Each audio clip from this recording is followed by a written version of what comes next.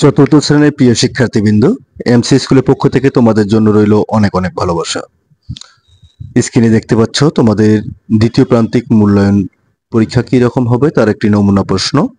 তোমাদের দ্বিতীয় প্রান্তিক গণিত বইয়ের 46 পৃষ্ঠা থেকে 81 পৃষ্ঠা এবং 146 থেকে 151 পৃষ্ঠা, এই পৃষ্ঠাগুলো কিন্তু দ্বিতীয় প্রান্তিক মূল্যায়নের জন্য তোমাদের থাকবে।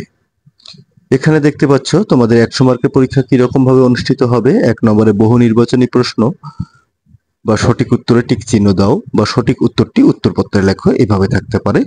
এখানে 24টি থাকবে, 24টির জন্য থাকবে হচ্ছে তোমাদের 24 মার্ক, অর্থাৎ প্রতিটি প্রশ্নের জন্য থাকবে হচ্ছে 1 মার্ক করে। এখানে তোমাদের 3টি অপশন কিন্তু ভুল দেওয়া থাকবে, একটি সঠিক দেওয়া থাকবে, তোমাদের কিন্তু সঠিকটি উত্তরপত্রে লিখতে হবে। তোমাদের প্রতিটি উপজেলার পরীক্ষা যদিও আলাদা আলাদা প্রশ্নপত্র হবে, তবে এখানে যে প্রশ্নগুলো দেওয়া আছে খুবই গুরুত্বপূর্ণ। তোমরা প্রশ্নগুলো প্র্যাকটিস করলে অবশ্যই কিন্তু কমন পাবা এখান থেকে।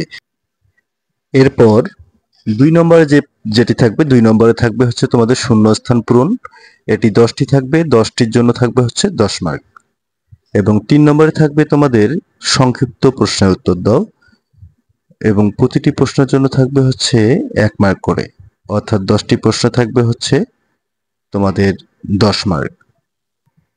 4 নম্বর প্রশ্ন থাকবে তোমাদের যে গাণিতিক সমস্যাগুলো আছে, এই গাণিতিক সমস্যার উপর 4 নম্বর থাকবে। এখানে 10টি প্রশ্ন থাকবে, 60টি প্রশ্নের উত্তর দিতে হবে। এবং এই প্রশ্নগুলো কিন্তু তোমাদের ম্যাক্সিমাম পাঠ্য বই থেকে থাকবে। সুতরাং তোমাদের পাঠ্য বইয়ের যে সিলেবাস আছে, এই পাঠ্য বইয়ের সিলেবাসটুকু অবশ্যই অবশ্যই ভালো করে তোমাদের প্র্যাকটিস করতে হবে। এবং তোমরা যে জ্যামিতির অংশটা আছে, জ্যামিতির অংশটা অবশ্যই তোমরা করবা। এই হচ্ছে তোমাদের দ্বিতীয় প্রান্তিক মূল্যায়ন পরীক্ষার গণিত নমুনা প্রশ্ন। আশা করি তোমরা বুঝতে পারছো যে কি রকম হবে তোমাদের প্রশ্ন। তবে প্রশ্ন শুধু দেখলেই হবে না, অবশ্যই তোমাদের প্র্যাকটিস করতে হবে, এবং আমি মনে করি তোমরা প্র্যাকটিস করবা। এবং তোমাদের সিলেবাস অনুযায়ী, আমি বারবার বলছি, সিলেবাস অনুযায়ী যে বইয়ের অংশগুলো আছে, এই বইয়ের অংশগুলো তোমরা বেশি বেশি করে প্র্যাকটিস করবা। আজকে তাহলে ক্লাসটি এ পর্যন্তই শেষ করব।